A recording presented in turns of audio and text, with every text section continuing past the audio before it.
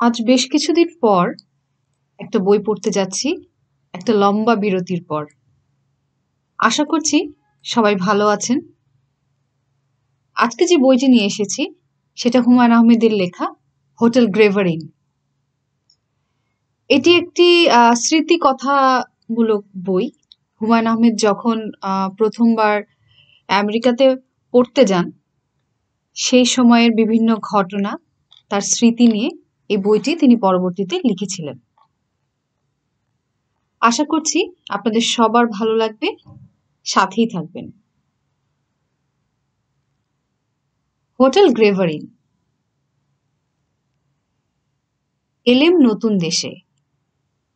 Laura ইঙ্গলস ওয়াইল্ডারের prairie ভূমি, ডেকোটা রাজ্য। ভোর 4টায় পৌঁছালাম। বাইরে অন্ধকার, সূর্য এখনো ওঠেনি। হেক্টর এয়ারপোর্টের খোলা মাঠে হু হু করে হাওয়া বইছে। শীতে গা কাঁপছে। যদিও শীত লাগার কথা নয়, কারণ এখন হচ্ছে ফল, শীত আসতে দেরি আছে। আমার মন খুব খারাপ। দেশ ছেড়ে দীর্ঘদিনের জন্য বাইরে যাবার উৎসাহ আমি কখনোই বোধ করিনি। বর্ষাকালে বৃষ্টির শব্দ শুনবো না, ব্যাঙের ডাক শুনবো না, চৈত্র মাসের রাতে খোলা ছাদে পাটি পেতে বসবো না, শীতের দিনে গ্রামের বাড়িতে আগুনের কাছে হাত মেলে ধরবো না। না, এটা হতেই পারে না। অনেকের পায়ের নিচে সর্ষে থাকে, তারা বেড়াতে ভালোবাসেন। বিদেশের নামে তাদের রক্তে বাজনা বেজে ওঠে। আমার কাছে ভ্রমণের চেয়ে ভ্রমণ কাহিনী বেশি ভালো লাগে। একটা বই হাতে নিজের ঘরে নিজের চেনা জায়গাটায় বসে থাকবো, পাশে থাকবে চায়ের পেয়ালা, অথচ আমি লেখকের সাথে দেশে বিদেশে ঘুরে বেড়াচ্ছি। লেখক হয়তো সুন্দর একটা হ্রদের বর্ণনা দিচ্ছেন, আমি কল্পনায় সেই হ্রদ দেখছি। সেই হ্রদের জল নীল, জলে মেঘের ছায়া পড়েছে। আমার কল্পনা শক্তি ভালো। লেখক তার চোখে যা দেখছেন, আমি আমার কল্পনার চোখে তার চেয়ে ভালো দেখতে পাচ্ছি। কাজে কষ্ট করে যাযাবরের মতো দেশ বিদেশ দেখার প্রয়োজনটা কি? প্রেরি ভূমি সম্পর্কে আমি বেশ ভালোই জানি। লরা ইঙ্গলসের প্রতিটা বই আমার অনেকবার করে পড়া। নিজের চোখে এই দেশ দেখার কোনো আগ্রহ আমার নেই। আমি এসেছি পড়াশোনা করতে। নর্থ ডেকোটা স্টেট ইউনিভার্সিটি থেকে কেমিস্ট্রির মতো রসকসহীন একটি বিষয়ে পিএইচডি ডিগ্রি নিতে হবে। কত দীর্ঘ দিবস, কত দীর্ঘ রজনী কেটে যাবে লাইব্রেরিতে পাঠ্য বইয়ের গোলকধাঁধায়। মনে হলেই হৃৎপিণ্ডের টিকটিক হওয়াটা খানিকটা স্লথ হয়ে যায়। হেক্টর এয়ারপোর্টের উপর দিয়ে বয়ে যাওয়া হাওয়ার মতো বুকের ভেতরটাও হু হু করে। মন খারাপ হওয়ার আমার অবশ্য আরো একটা বড় কারণও আছে। দেশে 17 বছর বয়সী আমার স্ত্রীকে ফেলে এসেছি। তার শরীরে আমাদের প্রথম সন্তান, ভালোবাসাবাসীর প্রথম পুষ্প। ঢাকা এয়ারপোর্টে আরো অনেকের সঙ্গে সেও এসেছিল। সারাক্ষণই সে একটু দূরে দূরে সরে রইল। এই বয়সেই সন্তান ধারণের লজ্জায় সে ম্রিয়মাণ। কালো একটা চাদরে শরীরটা ঢেকে ঢুকে রাখার চেষ্টাতেই তার সময় কেটে যাচ্ছে। বিদায়ের আগ মুহূর্তে সে বলল, আমাদের প্রথম বাচ্চার জন্মের সময় তুমি পাশে থাকবে না? আমার চোখে প্রায় পানি এসে যাবার মতো অবস্থা হলো। ইচ্ছে করলো টিকিট এবং পাসপোর্ট ছুঁড়ে ফেলে তার হাত ধরে বলি, চলো বাসায় যাই। অল্প কিছুদিন আমাদের আয়ু, এই অল্প দিনের জন্য আমাদের কত আয়োজন, পাস, ডিগ্রি, চাকরি, প্রমোশন, টাকা পয়সা, বাড়িঘর। কোনো মানে হয়? কোনোই মানে হয় না। আমার মনের অবস্থা সে টের পেল। মুহূর্তের মধ্যে কথা ঘুরিয়ে বলল, যদি ছেলে হয় নাম আমি রাখবো, আর যদি মেয়ে হয় নাম রাখবে তুমি, কেমন? প্লেনে আসতে আসতে সারাক্ষণ আমার মেয়ের নাম ভেবেছি। কত লক্ষ লক্ষ নাম পৃথিবীতে, কিন্তু কোনোটাই আমার মনে ধরছে না। কোনোটাই যেন মায়ের গর্ভে ঘুমিয়ে থাকা রাজকন্যার উপযুক্ত নাম নয়। এই পৃথিবীর সর্বশ্রেষ্ঠ নামটি আমাকে আমার মেয়ের জন্য খুঁজে বের করতে হবে। আজ থেকে 18, 19 বা 20 বছর পর কোনো এক প্রেমিক পুরুষ এই নামে আমার মেয়েকে ডাকবে। ভালোবাসার কত না গল্প সে করবে।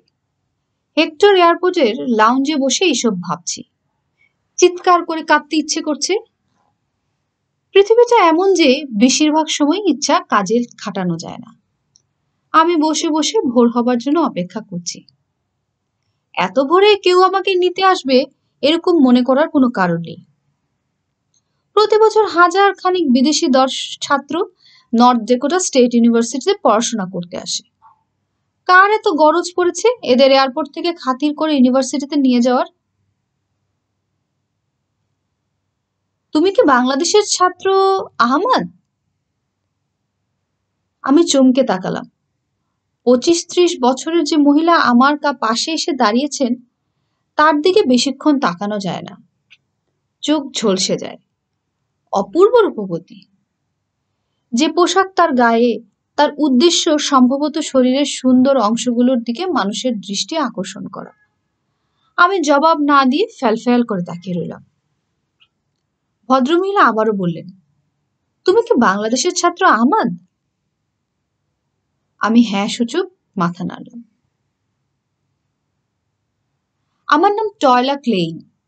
আমি হচ্ছি নর্থ ডেকোটা স্টেট ইউনিভার্সিটির ফরেন স্টুডেন্ট অ্যাডভাইজার। আমি খুবই লজ্জিত যে দেরি করে ফেলেছি। চলো রওনা হওয়া যাক। তোমার সঙ্গের সব জিনিসপত্র কি এই? ইয়েস। আমার সব জবাব এক শব্দে ইয়েস এবং নোর মধ্যে সীমাবদ্ধ। ইংরেজিতে পুরো একটা বাক্য বলার মতো সাহস এখনো সঞ্চয় করে উঠতে পারিনি। আমার কেন যেন মনে হচ্ছে একটা পুরো বাক্য বললেই এই ভদ্রমহিলা হা হা করে হেসে উঠবেন। আহমদ, তুমি কি রওনা হবার আগে 1 কাপ কফি খাবে? বাইরে বেশ ঠান্ডা। হঠাৎ কেন জানি ঠান্ডা পড়ে গেছে। কফি আনবো? না। আমি আমার অভিজ্ঞতা থেকে দেখেছি পূর্বদেশীয় ছাত্রছাত্রীদের কোনো কিছু খাবার কথা বললে তারা প্রথমে না বলে, অথচ তাদের খাবার ইচ্ছে আছে। আমি শুনেছি না বলাটা তাদের ভদ্রতার একটা অংশ। কাজেই আমি আবার তোমাকে জিজ্ঞেস করছি, তুমি কি কফি খেতে চাও? চাই। ভদ্রমহিলা কাগজের কাপে 2 কাপ কফি নিয়ে এলেন। এর চেয়ে কুৎসিত কোনো পানীয় আমি এই জীবনে খাইনি। কষা তিতকুটে একটা জিনিস। নারী বলে উল্টে আসার জোগাড়। ভদ্রমহিলা বললেন, হট কফি ভালো লাগছে না? আমি মুখ বিকৃত করে বললাম, খুব ভালো। টয়লা ক্লেইন হেসে ফেলে বললেন, আহমদ, তোমাকে আমি একটা উপদেশ দিচ্ছি। আমেরিকায় পূর্বদেশীয় ভদ্রতা অচল। এদেশে সবকিছু তুমি সরাসরি বলবে। কফি ভালো লাগলে বলবে ভালো, খারাপ লাগলে কফির কাপ ইয়াক বলে ছুঁড়ে ফেলবে ডাস্টবিনে। আমি ইয়াক বলে একটা শব্দ করে ডাস্টবিনে কফির কাপ ছুঁড়ে ফেললাম।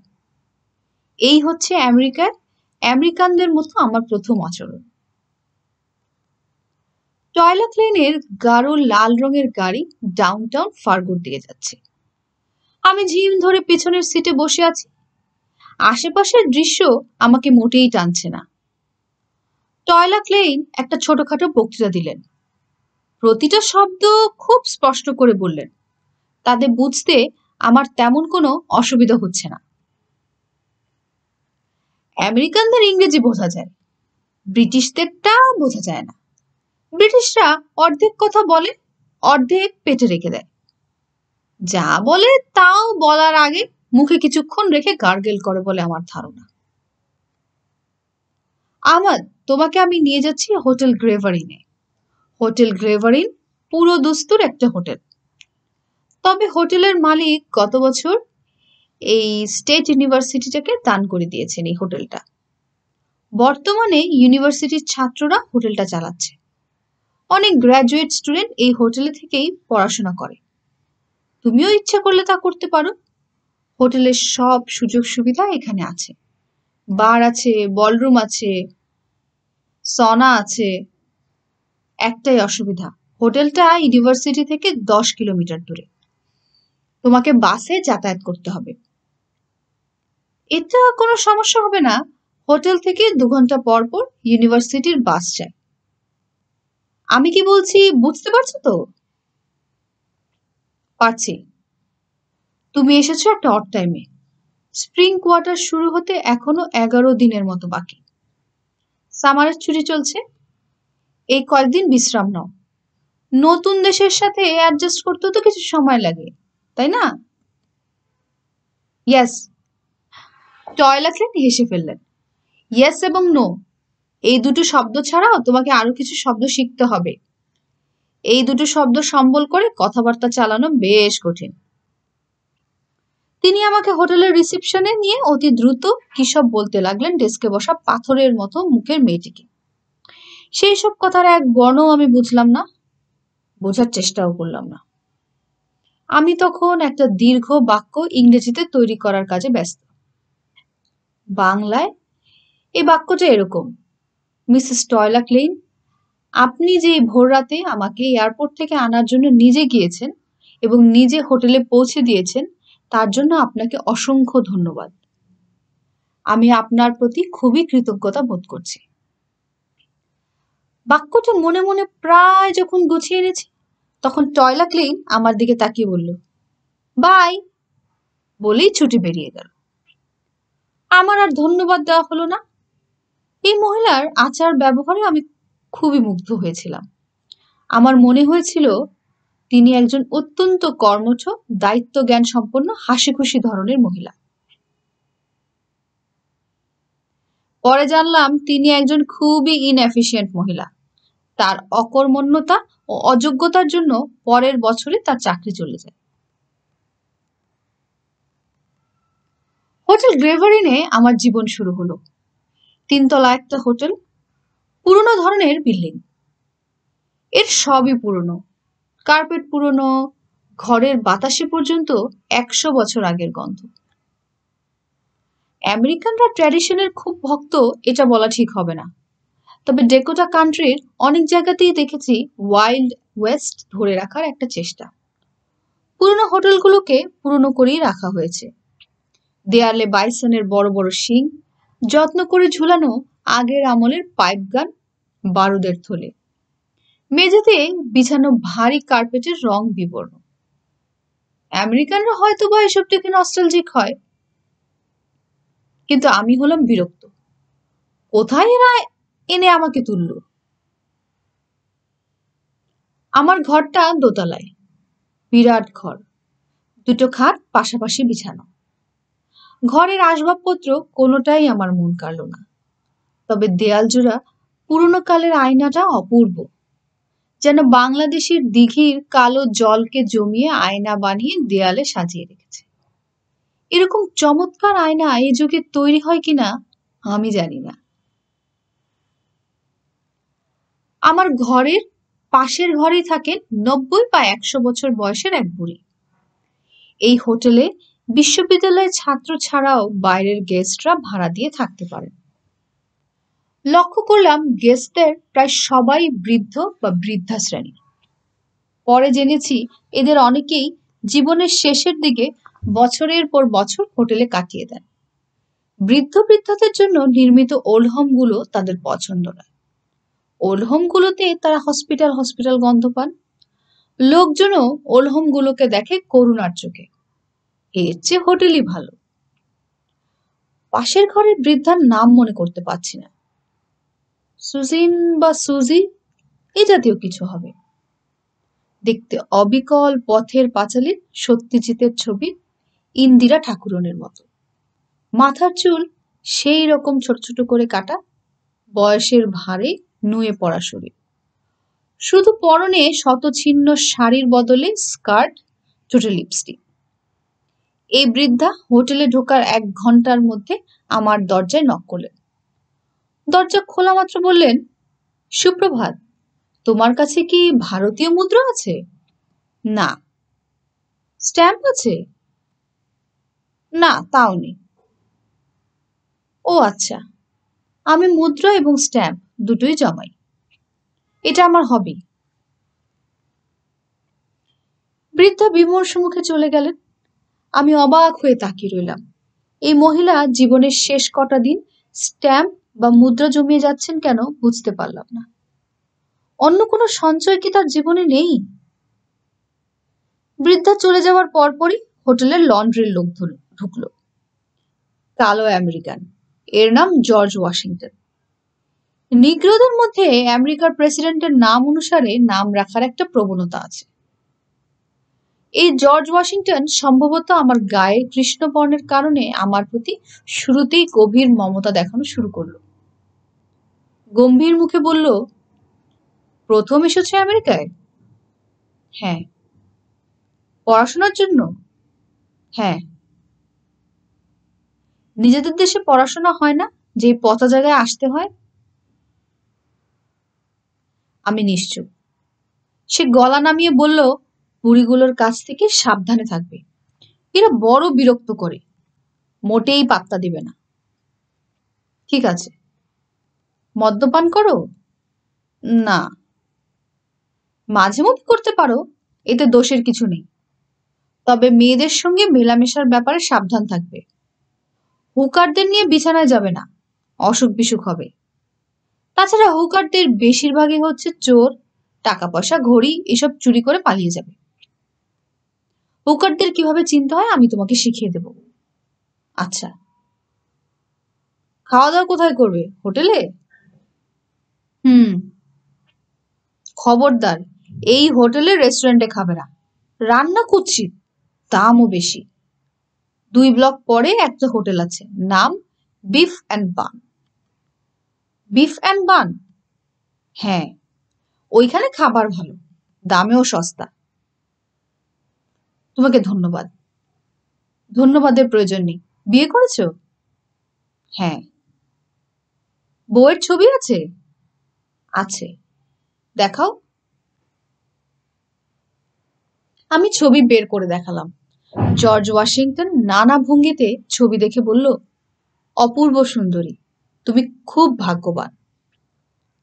আমেরিকানদের অনেক কুৎসিত অভ্যাসের আশেপাশে অনেক সুন্দর অভ্যাসও আছে, যার একটা হচ্ছে ছবি দেখে মুগ্ধ হবার ভান করা। আমি লক্ষ্য করেছি অতি সামান্য পরিচয় এরা বলে, ফ্যামিলির ছবি সঙ্গে আছে, দেখি কেমন। ছবিতে যদি তারকা রাক্ষসীর মতো কোনো দাঁত বের করা মহিলাও থাকে, এরা বলবে, অপূর্ব, তুমি ভাগ্যবান পুরুষ, লাকি ডগ। এরা মানিব্যাগে ক্রেডিট কার্ডের পাশে নিজের স্ত্রী ও ছেলে মেয়ের ছবি রাখে। এর কোনো ব্যতিক্রম পাওয়া যাবে না বলেই আমার ধারণা। অবশ্য স্ত্রী বদলাবার সাথে সাথে ছবিও বদলায়।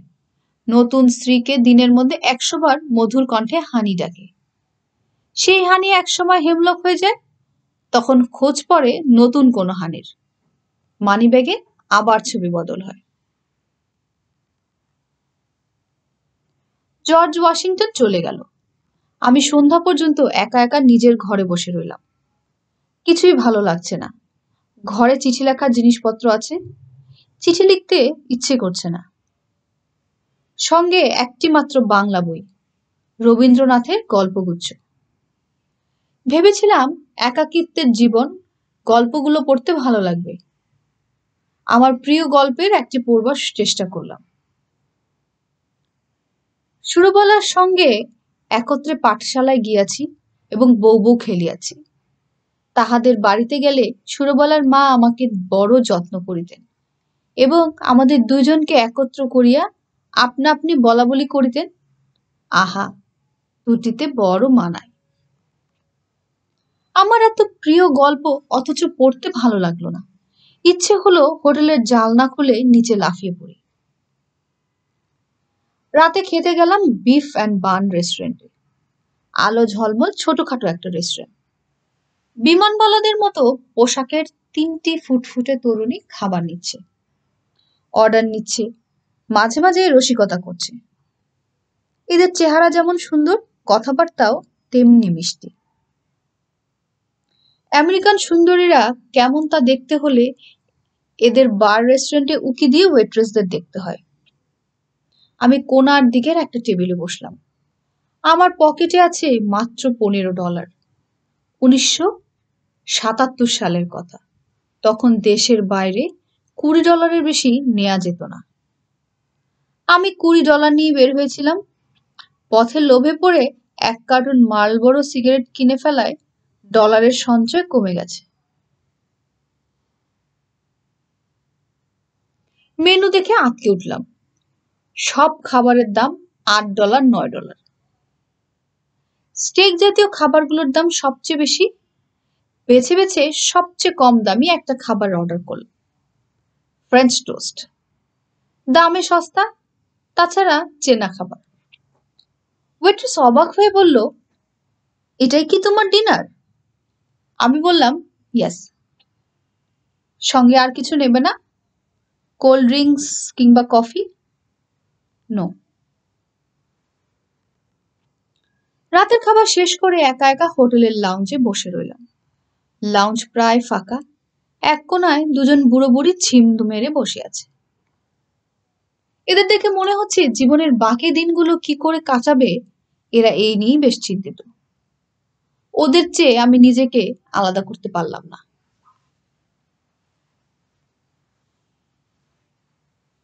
পাশের ঘরেই হোটেলের বার। সেখানে উদ্দাম গান হচ্ছে। খোলা দরজা দিয়ে দেখা যাচ্ছে নারী পুরুষ জড়াজড়ি করে নাচছে। গানের কথাগুলোও ঠিক পরিষ্কার না। একটা চরণ বারবার ফিরে আসছে, whom do you want to লাভ ইয়ে। ইয়ে শব্দটার মানে কি কে জানে। রাতে ঘুম এলো না ভয়ে, ভূতের ভয়। এই ভূতের ভয়ের মূল কারণ আমার ঘরে রাখা হোটেল গ্রেভার ইন সম্পর্কিত একটি তথ্য পুস্তিকা। সেখানে আছে এই পাথরের হোটেলটি কে প্রথম বানিয়েছিলেন সেই সম্পর্কিত নানা রকম তথ্য। বিখ্যাত ব্যক্তি কারা কারা এই হোটেলে ছিলেন তাদের নামধাম। সেই সব বিখ্যাত ব্যক্তির কাউকে চিনলাম না। তবে এই হোটেলের একটি ভৌতিক কক্ষ আছে জেনে আঁতকে উঠলাম। রুম নাম্বার 309-এ একজন অশরীরী মানুষ থাকেন বলে 100 বছরের জনশ্রুতি আছে। যিনি এখানে বাস করেন তার নাম পল পাউল। পেশায় আইনজীবী ছিলেন। এই হোটেলেই তার মৃত্যু হয়। মৃত্যুর পরও তিনি হোটেলের মায়া কাটাতে পারেননি। পুস্তিকায় লেখা এই বিদেহী আত্মা অত্যন্ত শান্ত ও ভদ্র স্বভাবের। কাউকে কিছু বলেন না। গভীর রাতে পাইপ হাতে হোটেলের বারান্দা দিয়ে হেঁটে বেড়ান। হোটেলের 309 নম্বর কক্ষটিতে কোনো অতিথি রাখা হয় না। বছরের পর বছর এটি খালি থাকে। তবে রোজ পরিষ্কার করা হয়, বিছানার চাদর বদলে দেওয়া হয়, বাথরুমে নতুন সাবান টুথপেস্ট দেওয়া হয়। ঘরের সামনে একটা সাইনবোর্ড আছে, সেখানে লেখা মিস্টার জন পাউলের রুম। নীরবতা পালন করুন। জন পাউল নীরবতা পছন্দ করেন। পুরো ব্যাপারটা এক ধরনের রসিকতা কিংবা আমেরিকানদের ব্যবসা কৌশলের একটা অংশ। তবু রাত যতই বাড়তে লাগলো মনে হতে লাগলো এই বুঝি জন পাউল এসে আমার দরজায় দাঁড়িয়ে বলবে, তোমার কাছে কি আগুন আছে? আমার পাইপের আগুন নিভে গেছে। এমনিতেই ভয়ে কাঠ হয়ে আছি, তার উপর পাশের ঘরের বৃদ্ধা বিচিত্র সব শব্দ করছেন। এই খক খক করে কাশছেন, এই চেয়ার ধরে টানাটানি করছেন।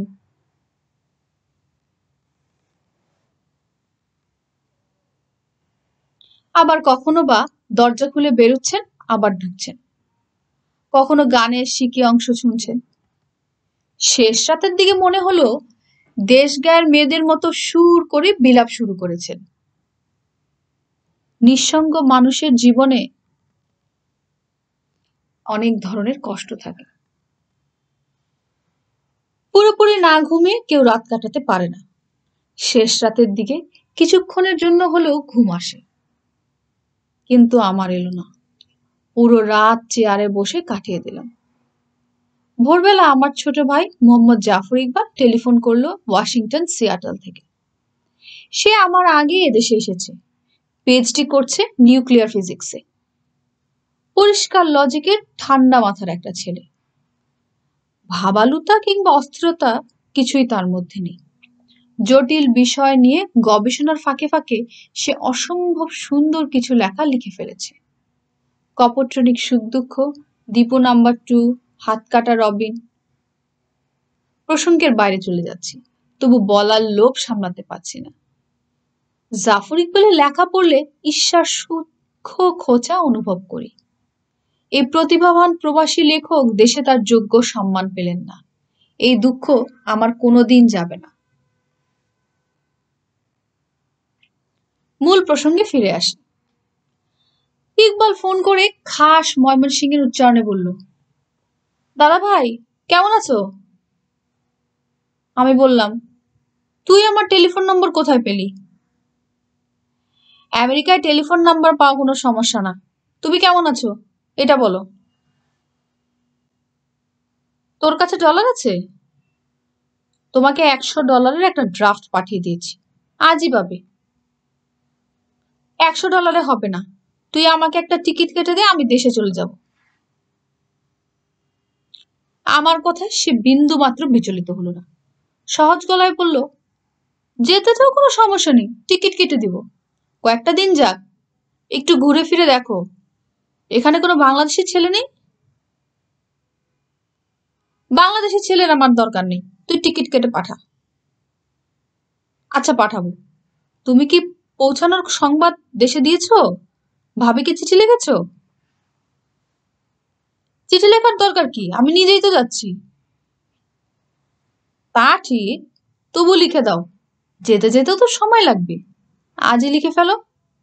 আর শুনো, তোমার যে খুব খারাপ লাগছে দেশে চলে যেতে চাচ্ছ, এসব না লিখলেই ভালো হয়। আমি চুপ করে রইলাম। ইকবাল বলল, রাতে তোমাকে আবার ফোন করব। আর তোমাদের ফরেন স্টুডেন্ট অ্যাডভাইজারকেও ফোন করে বলে দিচ্ছি যাতে তিনি বাংলাদেশি ছাত্রদের সাথে তোমার যোগাযোগ করিয়ে দেন। সেই সময় ফার্গো শহরে আর একজন মাত্র বাঙালি ছিলেন, সুফি সাহেব। তিনি এসেছেন অ্যাগ্রোনমিতে পিএইচডি করতে। তার সাথে আমার কোনো রকম যোগাযোগ হলো না। দিনের বেলাটা ইউনিভার্সিটিতে খানিকক্ষণ ঘুরলাম। চারদিকে বেশ ঝকঝকে তকতকে, বড় বেশি গোছানো। বিশ্ববিদ্যালয় সামারের বন্ধ থাকলেও কিছু কিছু ক্লাস হচ্ছে। একটা ক্লাসরুমে উঁকি দিয়ে দেখি অনেক ছেলে মেয়ের হাতে কফির কাপ অথবা কোল্ড ড্রিঙ্কসের বোতল, আরাম করে খাওয়া দাওয়া করতে করতে অধ্যাপকদের বক্তৃতা শুনছে। পৃথিবীতে দু ধরনের মানুষ আছে। এক ধরনের কাছে বিদেশের সবকিছুই ভাল লাগে, অন্যদের কিছুই ভালো লাগে না। আমি দ্বিতীয় স্থলের। আমার কাছে কিছুই ভালো লাগছে না, যা দেখি তাতেই বিরক্ত হই। রাতে আবার খেতে গেলাম বিফ অ্যান্ড বানে, সেই পুরনো খাবার, ফ্রেঞ্চ টোস্ট। আমার রুটিনটা অনেকটা এরকম দাঁড়ালো। সকালে ইউনিভার্সিটি এলাকায় যাই, একা একা হাঁটাহাঁটি করি, যা দেখি তাই খারাপ লাগে। সন্ধ্যায় হোটেলে ফেরত আসি, রাতে খেতে যাই বিফ অ্যান্ড বানে, ফ্রেঞ্চ টোস্টের অর্ডার দিই। অন্য কিছু খেতে ইচ্ছে করে না। ডলারের অভাব এখন আর আমার নেই। ইউনিভার্সিটি আমাকে $400 অগ্রিম দিয়েছে। সিয়াটল থেকে পাঠানো ছোট ভাইয়ের চেকটাও ভাঙিয়েছি। টাকার অভাব নেই। বিফ অ্যান্ড বানে খাবারেরও অভাব নেই। কিন্তু কোনো খাবারই খেতে ইচ্ছে করছে না। খেতে গেলেই চোখের সামনে ভাসে এক প্লেট ধবধবে সাদা ভাত, একটা বাটিতে সর্ষে বাটা দিয়ে রাঁধা ইলিশ, ছোট পিরিচে কাঁচা লঙ্কা, আধখানা কাগজি লেবু। আমার প্রাণ হু হু করে। ওয়েট্রেস যখন অর্ডার নিতে আসে আমি বলি ফ্রেঞ্চ টোস্ট, সে অবাক হয়ে তাকায়। হয়তো ইতিমধ্যে এই রেস্টুরেন্টে আমার নামই হয়ে গেছে ফ্রেঞ্চ টোস্ট। আমি লক্ষ্য করছি, আমাকে দেখলেই ওয়েট্রেসরা নিজেদের মধ্যে চাওয়াচাই করে এবং একসময় সে কোমল গলায় বলে, সেই খাবার? আমি বলি ইয়াস। 6টি দীর্ঘ রজনী কেটে গেল। তারপর চমৎকার একটা ঘটনা আমার জীবনে ঘটল। ঘটনাটা বিশদভাবে বলা দরকার। এই ঘটনা না ঘটলে হয়তো আমি আমেরিকাতেই থাকতাম না, সব ছেড়ে ছুড়ে চলে আসতাম। যথারীতি রাতে খাবার খেতে গিয়েছি। ওয়েট্রেস অর্ডার নিতে আমার কাছে আর আসছে না। আমার কেন যেন মনে হচ্ছে দূর থেকে সবাই কৌতূহলী ভঙ্গিতে আমাকে দেখছে, ফিসফাস করছে। তাদের দোষ দিচ্ছি না, দিনের পর দিন ফ্রেঞ্চ টোস্ট খেয়ে খেয়ে আমি এই অবস্থাটা তৈরি করেছি। একা অনেকক্ষণ বসে থাকবার পর অর্ডার নিতে একটা মেয়ে এলো। আমাকে অবাক করে দিয়ে বলল আমার আমাকে অবাক করে দিয়ে বসলো আমার সামনের চেয়ারে। যে কথাগুলো সে আমাকে বলল তা শোনার জন্য আমি প্রস্তুত ছিলাম না। মেয়েটি নিচু গলায় বলল, দেখো আহমাদ, আমি জানি তোমার সময়টা ভালো যাচ্ছে না। দিনের পর দিন তুমি একটা কুৎসিত খাবার মুখে বুজে খেয়ে যাচ্ছ। টাকা পয়সার কষ্টের মতো কষ্ট তো আর কিছু হতে পারে না। তবু বলছি, নিজের উপর বিশ্বাস রাখো। তোমার এই দুঃসময় একদিন অবশ্যই কাটবে। আমি একবার ভাবলাম বলি, তোমরা যা ভাবছো ব্যাপারটা সেরকম নয়। পর মুহূর্তে মনে হলো এটা বলার দরকার নেই। এটা বলা মানেই এদের ভালোবাসার অপমান করা, আর আমি তা হতে দিতে পারি না। মেয়েটা বলল, আজ তোমার জন্য আমরা ভালো একটা ডিনারের ব্যবস্থা করেছি। এর জন্য তোমাকে এক পয়সাও দিতে হবে না। তুমি আরাম করে খাও আর মনে সাহস রাখো। সে উঠে গিয়ে বিশাল ট্রেতে করে একটা টি-বোন স্টেক নিয়ে এলো, সঙ্গে নানান ধরনের টুকিটাকি। কফি এলো, আইসক্রিম এলো। ওয়েট্রেসরা সবাই একবার করে এসে দেখে গেল আমি ঠিকমতো খাচ্ছি কিনা। আমি খুব আবেগপ্রবণ ছেলে, আমার চোখে পানি এসে গেল। এরা এত মমতা একটা অচেনা অজানা ছেলের জন্য রেখে দিয়েছিল। মেয়েগুলো আমার চোখের জল দেখতে পেলেও ভান করলো যেন দেখতে পায়নি। গভীর আনন্দ নিয়ে হোটেল গ্রেভারিনে ফিরে এলাম। রিসিপশনে বসে থাকা গোমরা মুখের মেয়েটাকে আজ অনেক ভালো লাগলো। আমি হাসি মুখে বললাম, হ্যালো। সেও হাসি মুখে বলল, হ্যালো। গ্রেভারিন বারের উদ্দাম গান আজ শুনতে ভালো লাগলো। ইচ্ছে করলো ভেতরে ঢুকে আমিও কিছুক্ষণ শুনি। আমার পাশের বৃদ্ধার ঘরে নক করে তাকে বললাম, আমার কাছে দুটো বাংলাদেশি মুদ্রা আছে, তুমি কি নেবে? অনেক রাতে স্ত্রীকে চিঠি লিখতে বসলাম। সেই চিঠিটা খুব অদ্ভুত ছিল, কারণ চিঠিতে তুষারপাতের একটা বানানো বর্ণনা ছিল। তুষারপাত না দেখে আমি লিখলাম, আজ বাইরে খুব তুষারপাত হচ্ছে, রাস্তাঘাট ঢেকে গেছে সাদা বরফে। সে যে কি অপূর্ব দৃশ্য তুমি না দেখলে বিশ্বাস করতে পারবে না। আমি হোটেলের জানালার কাছে বসে বসে লিখছি। তুমি পাশে থাকলে দুজন হাত ধরাধরি করে তুষারের মধ্যে দাঁড়াতাম। যে তিনজন তরুণী আমেরিকার প্রসঙ্গে আমার ধারণাটাই বদলে দিল, আজ তাদের কথা গভীর মমতা ও গভীর ভালোবাসায় স্মরণ করছি। ক্ষুদ্র ক্ষুদ্র খণ্ডে আজ আমরা বিভক্ত, কত দেশ কত নাম, কিন্তু মানুষ একই আছে, আসছে লক্ষ বছরেও তাই থাকবে। শুনছিলেন হুমায়ূন আহমেদের লেখা হোটেল গ্রেভারিন। আজ এ পর্যন্তই। সামনের পর্ব নিয়ে আবার শীঘ্রই আসছি। ভালো থাকবেন।